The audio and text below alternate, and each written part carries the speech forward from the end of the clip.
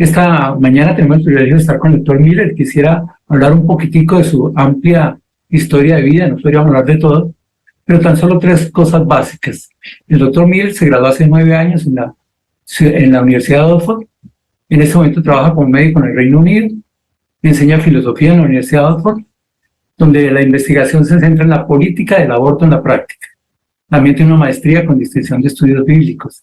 Ha participado en más de 40 presentaciones académicas a nivel internacional y ha participado en múltiples debates contra el director ejecutivo del proveedor privado de aborto más grande en el Reino Unido, el PPAS. Ha publicado en importantes lugares académicos sobre una gran cantidad de temas, por ejemplo, la mortalidad materna en el mundo en desarrollo, la ética de la votación sobre el aborto, el dolor animal y fetal, el aborto y la salud mental, el aborto por telemedicina, la libertad académica y la filosofía de la religión. Ha recibido premios de la Universidad de Oxford y del Royal College de Psychiatría por su trabajo sobre bioética. Y creo que todo esto es lo que nos da la gran oportunidad y el gran privilegio de contar hoy con su presentación. Una persona muy competente, muy capacitada, con un conocimiento y una experiencia básica que hoy nos va a llenar nuestra mente y ojalá nuestro corazón en un tema tan importante. El doctor Miller ha realizado presentaciones ante gran cantidad de profesionales, parlamentarios de todo el mundo. Aparece regularmente en los principales medios de comunicación del Reino Unido y ha sido invitado a hablar ante muchos grupos de profesionales, incluido la Asociación de Obstetras y Ginecólogos de Uganda. En este momento estamos orando por 3 grandes libros que él está preparando, los cuales tendremos prontamente. Pero no solo eso, sino que ha dado muchos webinars a nivel mundial, especialmente una que llama Reduciendo las tasas de aborto. Y tiene su blog, ese blog que si alguien quiere entrarlo, ahí está la dirección del blog. Okay, thank you. Well, let me just share my screen quickly and then, okay, hopefully you can see this. Great. Well, thank you so much for taking the time to listen to this talk on this very important topic, which I know has been hugely controversial in Latin America, all across Latin America over the last few years in particular. We've seen Argentina vote to legalize abortion in the Senate, in the legislature. In Colombia and in Ecuador, we've seen the courts legalize abortion, also in Mexico. And in Brazil, right at this moment, as many of you know, the court is trying to basically legislate without the legislature to legalize abortion. And so I know that this is a really huge topic, particularly for Brazil at this moment. And so what I want to do is equip you with some of the facts that can be useful about this issue with your colleagues or your friends or with anyone else. Maybe even some of you have the chance to speak with decision makers and legislators who might be wanting to change laws on this. So thank you for taking the time today. So I want to show you the map at the moment. This is abortion law around the world. So red countries and yellow countries are countries that currently protect the unborn child in the law, and blue countries are those which do not protect the child in the law. So you can see that Latin America is particularly divided at this point, with even some very ambiguous legal situations. For example, in Mexico, the Inter-American Court on Human Rights is also currently trying to potentially legalize abortion for the entire of Latin America through a case in El Salvador. And so, again, it's really important that people with a conscience, people with values, stand up for those. It's important that you don't just give up and let the court do what they want, but that you make your voice heard to judges, to legislators, and to anyone else that might be seeking to undermine the Christian values that most of Latin America is built on. So this can change very quickly, and of course it's a big debate for all of you at the moment. So how can we think about this topic as Christians? Well, a place I like to begin, I'll come to the Bible shortly, but I want to give this quote from Martin Luther King, who said that injustice anywhere is a threat to justice everywhere. Whatever affects one person directly affects everyone indirectly. What he's saying is that when injustice occurs, We cannot just ignore it and pretend that it's in another part of society. It affects all of us because we were all created in families and communities that depend on each other. Now, nobody knows this better than a mother looking after her child. Any parent knows that when your child is hurt, you hurt as well. That's just part of what it means to be a parent. And so the pro-life perspective just says the same principle when it comes to abortion. It says when the unborn child is hurt, the mother and the family hurt as well. And I'll give some evidence for this from medical science and the rest of sociology. So the pro-life perspective rejects this narrative that it's a battle between the mother and the child and that we have to pick one to support. There's a narrative that pro-lifers support the baby and pro-choice or pro-abortion people support the mother. But this is not true because the pro-life message is fundamentally based on the principle of equality. And so it says that both the mother and the child are created in the image of God and they are equally and infinitely valuable. And so we have to protect and love both. And we can do that by opposing abortion because abortion is harmful to both of them. So the pro-life perspective says that both of the lives in the pregnancy matter and that women deserve better options than abortion. Now, it's important we talk about this topic with compassion as well as with truth, partly because it is so common. In my country, there are 200,000 abortions every year. In the United States, there are 1 million abortions every year. This means that 1 in 4 pregnancies ends in abortion, and 1 in 3 women has an abortion in their lifetime. So we have to speak about this knowing that it is so common. And so we have to speak with compassion. Now, in pro-life countries, such as most of those in Latin America still, the abortion rate is lower, but it does still happen. And of course, in many countries in Latin America, the law has now changed. So where can we start from a biblical perspective? Well, there are just a few passages I want to share, but of course the Bible has a lot to say about this. Now, one of the best ways you can understand someone's perspective on abortion is by asking, how do they talk about the child? Pro-abortion people might call it a blob of cells or a fetus or a parasite, and pro-life people are more likely to call it a baby or a child. Well, that is exactly how the Bible describes unborn children. It says that when John the Baptist was a baby in the womb, and it uses the Greek word brephos, it says John the Baptist leapt for joy at the coming of Jesus, who was also an unborn child. And it uses the exact same word, brephos, for the unborn child John the Baptist, as for the born child Jesus, when he's born in the manger. And so the Bible portrays complete continuity between a child in the womb and a child outside the womb. And it says both of these are children.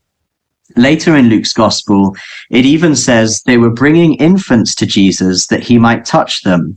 And the disciples tell them to go away because Jesus is too important. But Jesus says, let the children come to me and do not hinder them, for to such belongs the kingdom of God. Now, the same word again is used, brephos, the Greek word for child.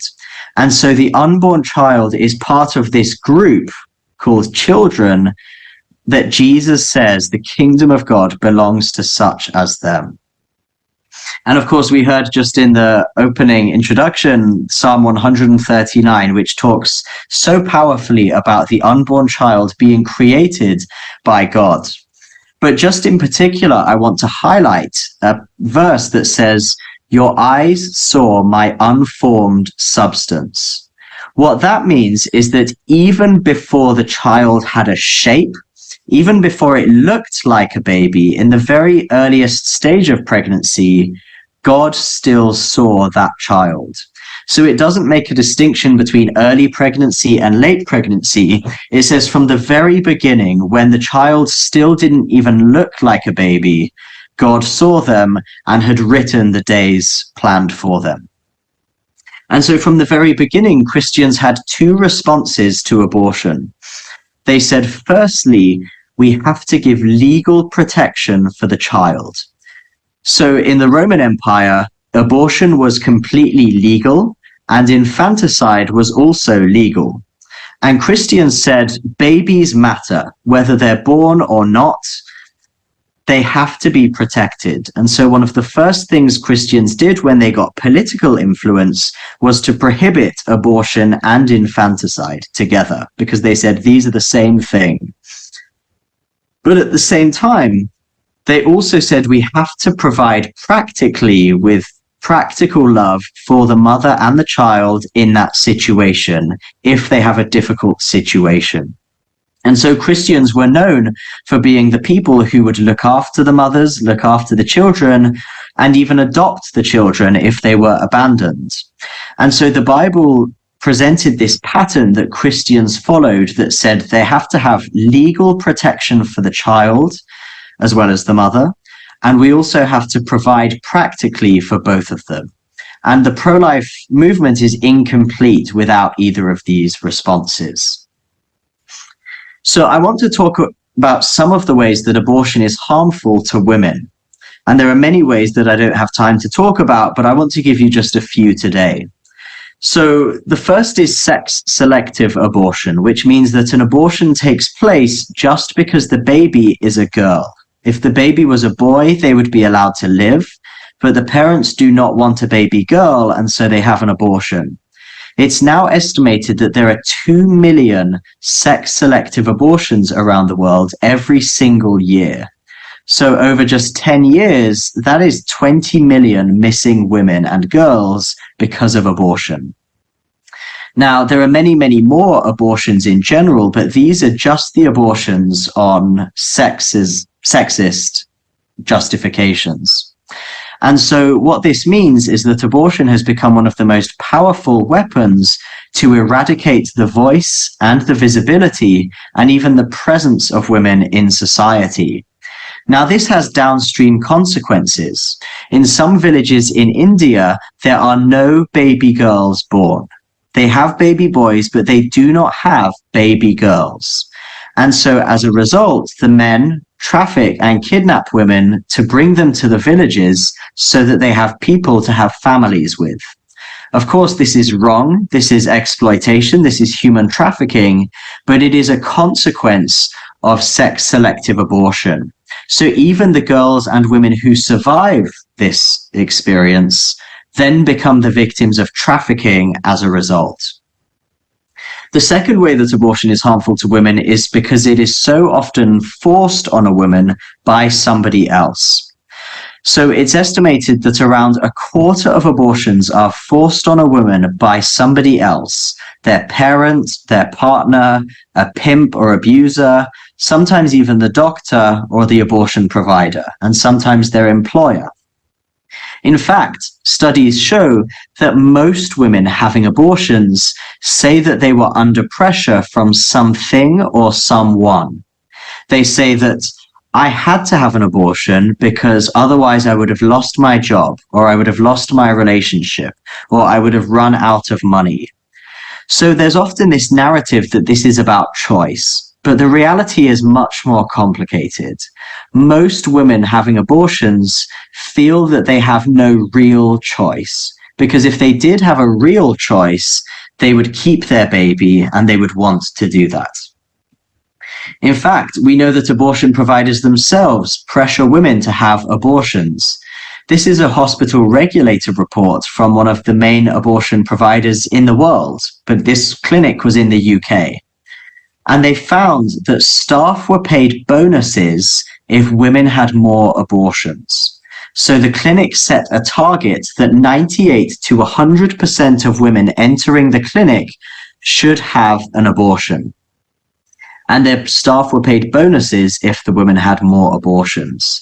And so you can see that however well-intentioned abortion advocates were when they argued for abortion in the first place, there will always be people that will make a profit from abortion and will exploit the abortion desire to make money from it. And this is a huge industry of millions and millions of dollars all across the world. This was one example from a hospital in the UK just a few years ago. This was a woman in her 20s, and she was 22 weeks pregnant. So if she had given birth at that exact moment, the baby could have survived, potentially. But because the woman had a learning difficulty, the doctor said you have to have an abortion against your wishes. So the woman refused because she was pro-life, she was Catholic, and the woman's family refused because they were all Catholic, they were capable of taking care of a baby. The woman's mother was a midwife who was very well trained in looking after young children.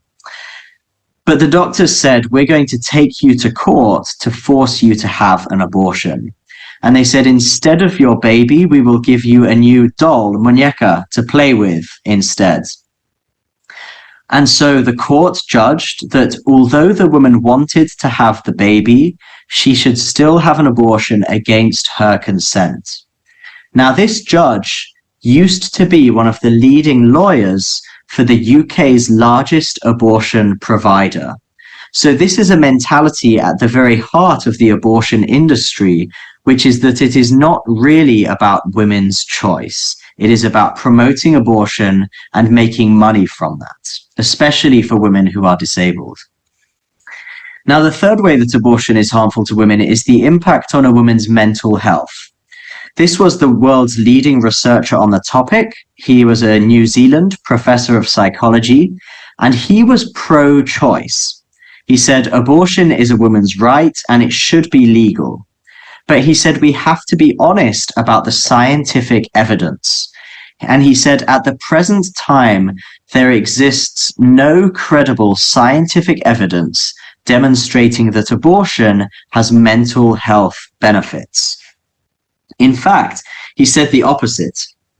He said if a woman has an abortion, she has a 30% increased risk of anxiety, a 70% increased risk of suicidal behavior, a 130% increased risk of alcohol abuse, and a 300% increased risk of drug abuse. Now, what's most interesting is that one of the government committees on abortion of the New Zealand government, when they heard that he was going to publish his data, they asked him not to publish it in case pro-lifers found out about it. So you can see that there is so much academic censorship of anything that might be critical of abortion, even if the author supports abortion. And this is why there has been such a hijacking of the academia and of medical professionals to support abortion. It is often because the evidence is censored. Well, what about a woman who doesn't have an abortion, but who wanted to get an abortion? Well, there was a study in the US over the last 10 years that studied women who went to get an abortion and they were denied because they were too far along in their pregnancy. So what they found was that most of those women who could not get an abortion ended up keeping their baby. They could have had an illegal abortion, they could have gone to another state or another country, but 70% of them had the baby. And so this proves, beyond any reasonable doubt, that pro-life laws do work. They do save lives. One of the most common talking points to legalize abortion is that pro-life laws do not stop abortions, but the clear scientific evidence is that they do. They do not prevent all abortions, but they do prevent the large majority of abortions. And so they have a clear purpose and they achieve that purpose quite successfully. Well, the study authors were pro-abortion, and so they wanted to know how damaged the woman would be by being refused an abortion and by having to have the baby. And so they studied these women for 5 years afterwards, and they asked them at the end, do you wish you could still have had an abortion? And 98% of the women said no. 98% said, I do not wish I had an abortion anymore. I'm glad I have my baby. I'm happy with my baby. And therefore, this shows that what women really need in this situation is not abortion, but time and support and compassionate care. Now, because suicide is one of the leading causes of maternal death, we know that the mortality rate overall is highest after an abortion. So a woman who is not pregnant has an average suicide rate. A woman who becomes pregnant has a much lower suicide rate because pregnancy and having a child are protective against suicide. But women who have abortions have over twice the average rate of suicide. And the same pattern is true of mortality overall.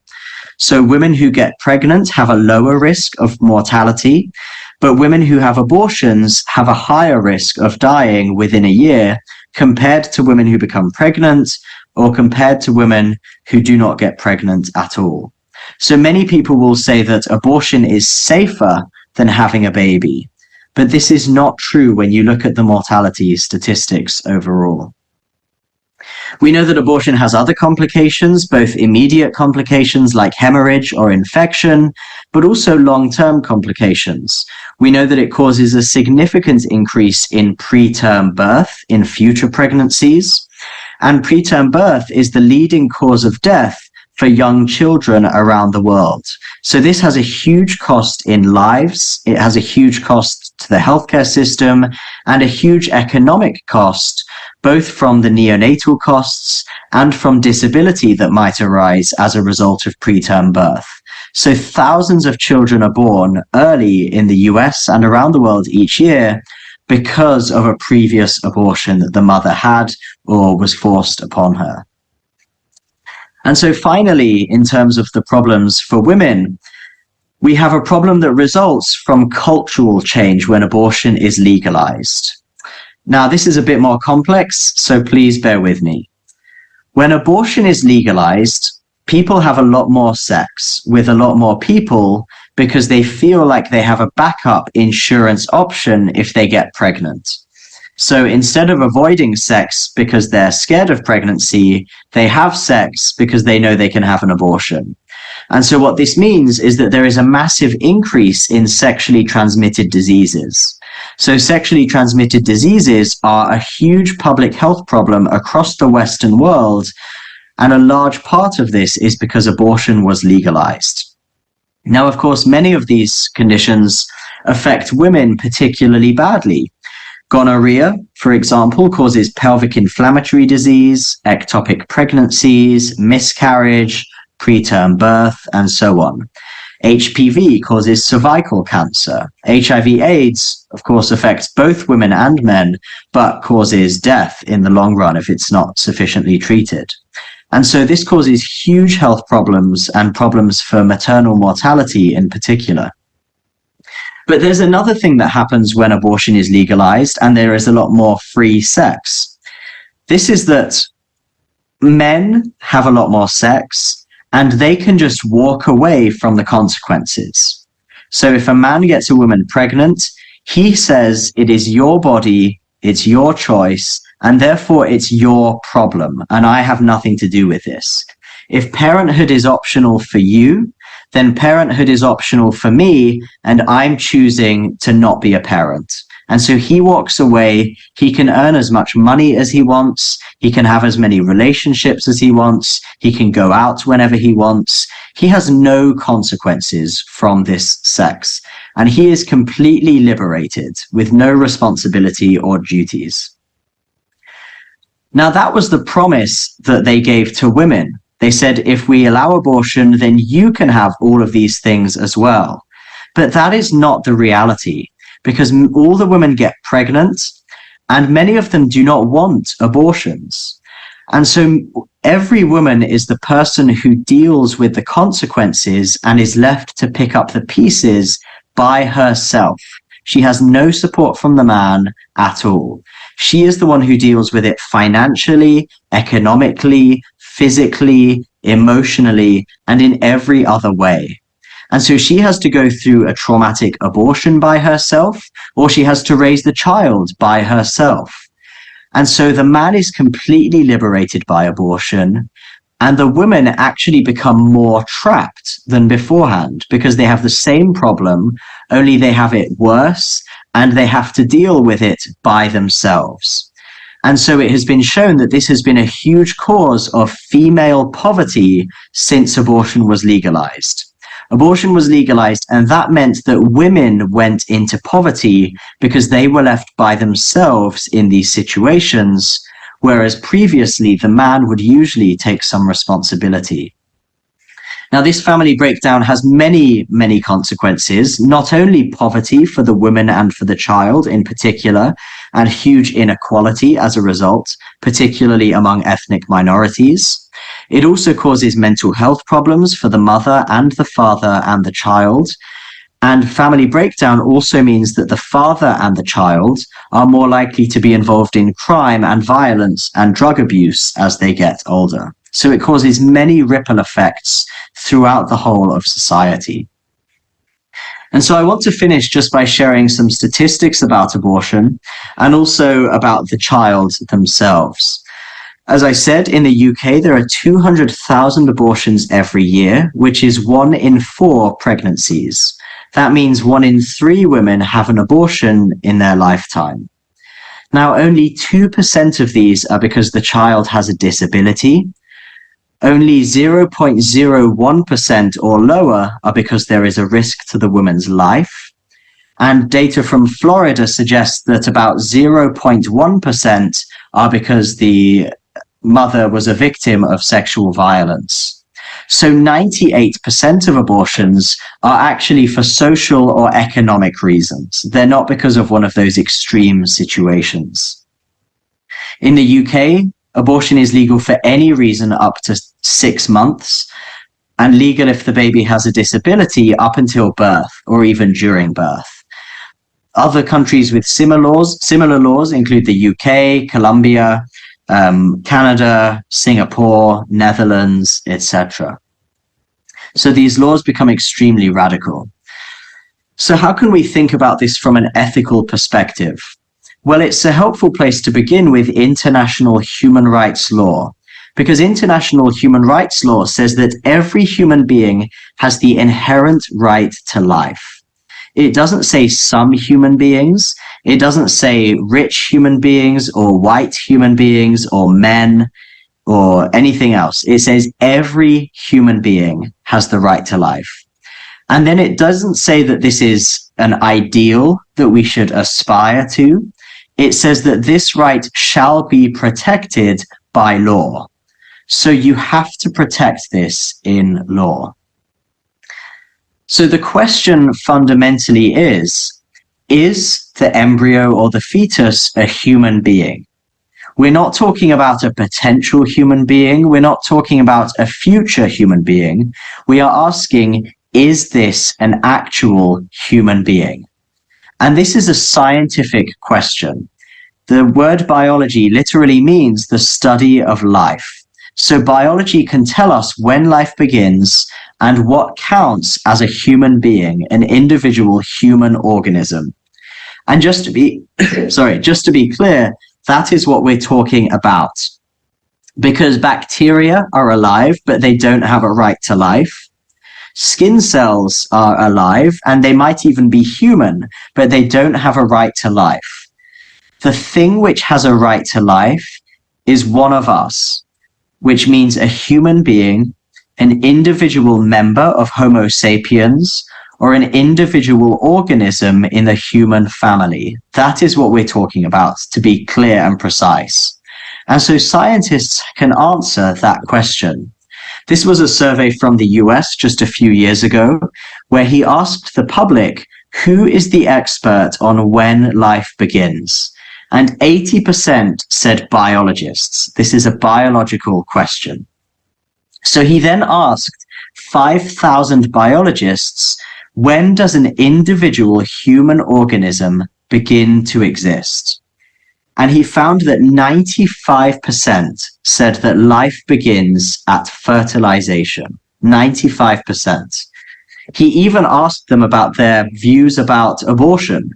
And even the people who counted themselves very pro-choice, 70% of those still said that life begins at fertilization. So this is really not controversial among doctors or biologists. It is a scientific fact, that life begins at fertilization. So when you say this and when you protect that child, you are not imposing your religion on anyone else. You are just stating a scientific fact and basic human rights law. And of course, that is why the Hippocratic Oath from the very beginning of medicine has explicitly prohibited abortion, as did modern variations of the Hippocratic Oath until recently. So I want to close just by sharing some landmarks about fetal development in the womb. So none of these define the beginning of life, but they do show just how quickly the baby develops. And they show that from the very beginning, this is a growing, developing, living human being. So at just 2.5 weeks, at 16 days, the baby's heart begins to beat and pump blood around the body, which means that by the end of just 4 weeks, the heart has already beaten 1 million times. And your heart beating in your chest right now has been beating every second since then. At 4 to 5 weeks, the baby begins to move by herself. At 6 weeks, you can measure coordinated brainwaves in the baby with microelectrodes. At 7 weeks, the baby can hiccup and suck and swallow, and they have taste buds. At 8 weeks, the baby begins to practice breathing, and at 9 weeks, the baby begins to yawn as well. At 10 weeks, the baby can begin to feel pain, but some scientists think that it might be even earlier than that, and there's still research on this question. And at 12 weeks, the babies can interact with each other. Now, how would you know this? This is very difficult to discover, but they know this because babies in the womb move their arms around all the time. And when they move their hands near their eyes or their face, they slow down to protect their face. Now, what they've found is that when there are twin babies in the womb, the twin babies move their hands around, and when they move towards their twin's face or body, they slow down to protect their twin brother or sister. This is amazing, at just 12 weeks after fertilization. At 14 weeks, if you sing the baby a song, then the baby will actually move their mouth and tongue in response and try to sing along. And at 15 weeks, the baby can taste food that the mother has eaten. And later in pregnancy, they can even learn that food. And so they prefer to eat that food after they are born. So it's a very practical tip. If you want your baby to like a particular food, you have to eat it during pregnancy, and it's more likely that the baby will like it. As another practical tip, the babies remember songs and music after birth, and they prefer that music, and they're more likely to stop crying. So if you want your baby to like a particular musician, if you want them to like Hillsong, you have to listen to Hillsong when you're pregnant, and it's more likely that they will. The babies even learn to recognize their mother's voice in the womb and her accent and her language. And so there's a study showing that when French babies are born, they immediately cry in a French accent. And German babies cry in a German accent as soon as they are born because they pick up the beginning of the accent in the womb. Perhaps most incredibly, the babies produce stem cells to repair their mother's body. So the baby is sometimes portrayed as a parasite that is taking from the mother and not giving anything back. But the reality of biology is very different, that this is a symbiotic relationship between the mother and the child. So just 2 to 3 weeks into the pregnancy, the baby sends stem cells around the mother which heal her from diseases. They can help to heal the heart after a heart attack or the liver after hepatitis. They protect against breast cancer, and they seem to also protect against Alzheimer's disease as well. Most incredibly, they even become part of the mother's brain, which means that for many women who have had a baby or even had a stillbirth or miscarriage, for the rest of their life, they will still have part of their unborn baby in their brain, thinking with them and thinking their thoughts for the rest of their life. Some people say that this is why women are more intelligent than men, but I think they're still researching that question. But it's a plausible explanation. So finally, I want to share some pictures and videos from medical school. So this is a baby at 9 weeks in the womb. This is a baby at 11 weeks. And this is a baby at 18 weeks. This is a baby at 20 weeks. So you can see even the markings of the brain. You can see the ventricles inside the brain. In my country, it is legal to have an abortion at this stage of pregnancy for any reason. If you decide this is a baby girl and I wanted a baby boy, you can have an abortion in my country for this reason. I think also in Colombia and certainly in much of the United States and in Canada. So you notice that the baby jumps halfway through. This is, you remember in Luke's gospel where it says that John the Baptist was jumping in the womb. So this could be a video of John the Baptist, but it's unconfirmed. This is a baby that is going to feel a bit of pain from an injection. Now, this baby is okay. They're not being aborted. They're having an injection because they're having surgery. You can now do surgery during pregnancy on the baby. But to do that, you give an anesthetic injection, and you can see that the baby cries as a result. This is just 23 weeks. So again, at this point in my country, you can have an abortion for any reason. This is the same, but it's clearer as a video. So now you can see the baby begin to cry as soon as the injection goes in. And so clearly the baby is capable of feeling this pain. And so this is a baby at about 30 weeks of pregnancy, and you can see that they're able to feel pain. Now, many people will say that that is towards the end of pregnancy, but in early pregnancy, it's just an embryo and it's not really human. And so I want to close by showing you some videos from the first trimester. So this is a baby at just 7 weeks. By 6.5 weeks, the elbows are distributed. And you can see the heart beating, you can see the eyes, and you can see the fingers beginning to separate.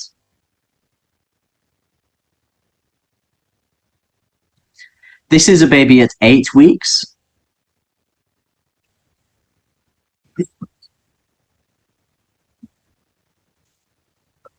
You can see the tongue in the mouth.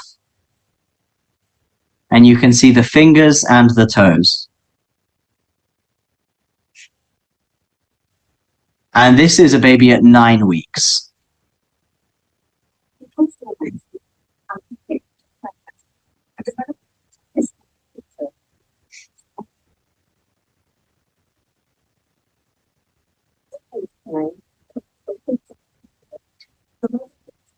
And you can see at the end that the baby covers their face with their hands. And the reason for this is that they're very shy and they don't like the media taking pictures of them. This is the reality of the first trimester. So when people say maybe abortion is okay at the beginning of pregnancy, or when people say that 90% of abortions are in the first trimester, this is still the reality. This is clearly a living human being. So thank you so much for your time today. I know you're all busy people, but as I say, this is a particularly important issue in Latin America at the moment. So what I want to say is that it is hugely important that you are part of this battle, and it's important that you don't give up. If you're in a country like Argentina or Colombia or Cuba or Mexico, where usually the judges have forced abortion on your country against the democratic consensus, it is not too late. Don't give up. You have to keep going, because these are lives and thousands or millions of lives which are at stake. So please, if I can help you prepare for that, if I can help you to speak about this and to advocate, I'd be very happy to do that. I'll be in Costa Rica in January, if any of you are from Costa Rica. And I do travel to Latin America maybe once or twice a year. So please do let me know if you'd like me to help work with you. So thank you so much. And I'd love to spend some time answering some questions. Thank you. Hay tres preguntas en este momento. La primera pregunta es la que está ahí en la pantalla. Pregunta allí, ¿cómo se puede apoyar para abordar el duelo a una mujer que se hace un aborto y tiene sentimientos de culpa, lo cual afecta su parte mental y emocional, como muy bien lo vimos en la presentación? Thank you. It's a great question. As I said, this is a very common experience. And so there are many women who are grieving the loss of their child as a result.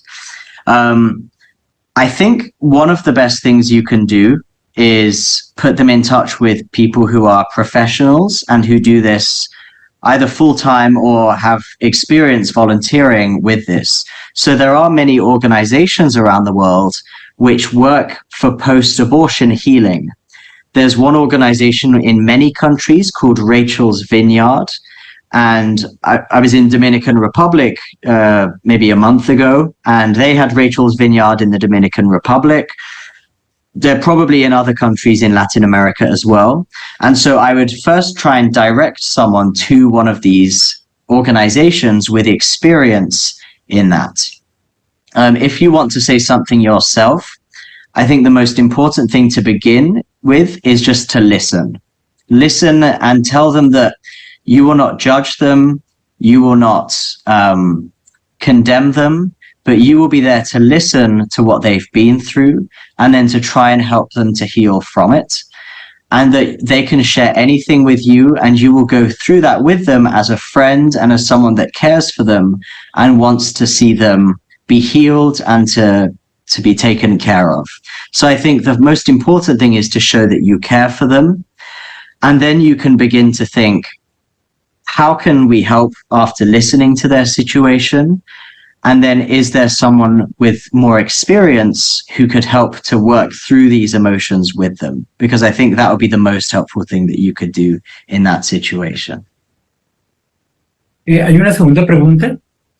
¿Cómo concientizar a nuestras generaciones a tener claridad que la vida inicia en la concepción? Como lo hemos visto con estos videos. Claro, algunas personas dicen que hasta que no tenga registro civil no hace parte de los seres humanos y no hay vida.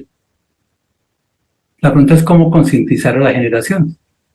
Exactly. So I think it's not easy to do this with just one simple strategy. It really takes everyone to help educate on this. So I think that one of the most important things to do is to be equipped with the facts and the videos and the pictures. So if you take the facts and the pictures and videos from my presentation, you can share those with others and share them as widely as possible. I think the next question is how to do this. Where do you go? Well, I think you need to go to schools, to hospitals, to churches, any organization where you can get people together and equip and educate them.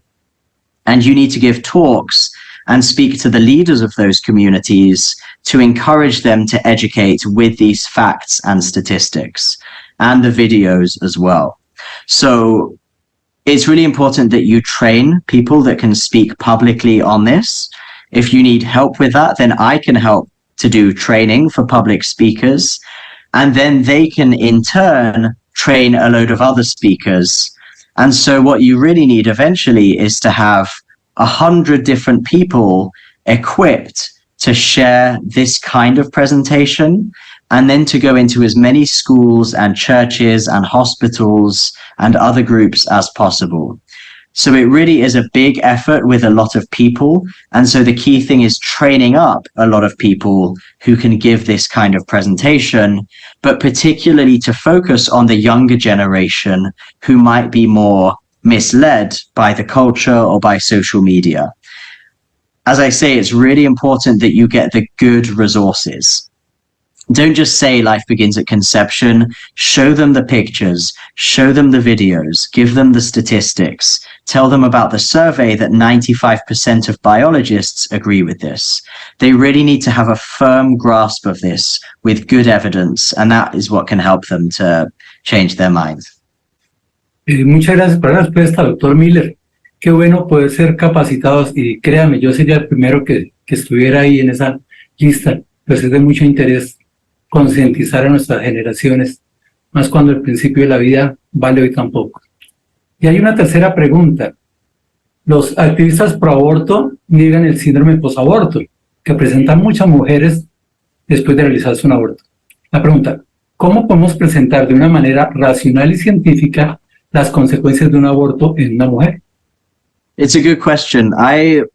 The first thing I would say is avoid the terminology of post-abortion syndrome.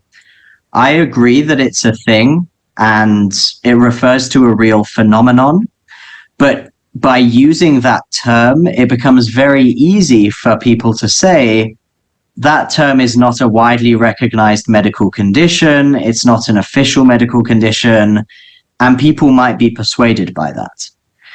But so what you can say is the statistics with recognized medical conditions. And the closest thing to post-abortion syndrome is probably post-traumatic stress disorder. So there are many studies, and you can find these on PubMed, you can find these in all the medical literature, many of them published by pro-abortion researchers, that look at post-traumatic stress disorder among women having abortions. And estimates range. Some people say it's only 2%, other people have said up to 30%, I think some even say higher. But there are very good quality studies on PubMed by pro-abortion researchers that show that a certain percentage of women who have abortions develop post-traumatic stress disorder as a result. Now, you cannot say that this is from some other event, because post-traumatic stress disorder has symptoms which are specific to the trauma. You have flashbacks of the particular event or the place. You avoid the place where it happened. You avoid people in similar situations, like avoiding pregnant women. So there's a very clear and uncontroversial causal relationship between the abortion and the development of these symptoms. But rather than calling it post-abortion syndrome, you should call it post-traumatic stress disorder specific to the abortion. And no one can refute that. No one can possibly deny that this is a phenomenon. And then if you want to talk about other conditions, I would try and find the best quality evidence. So if you go to my website, calumsblog.com, there you will find a complete question and answer section about abortion. And one of the big sections on there is abortion and mental health.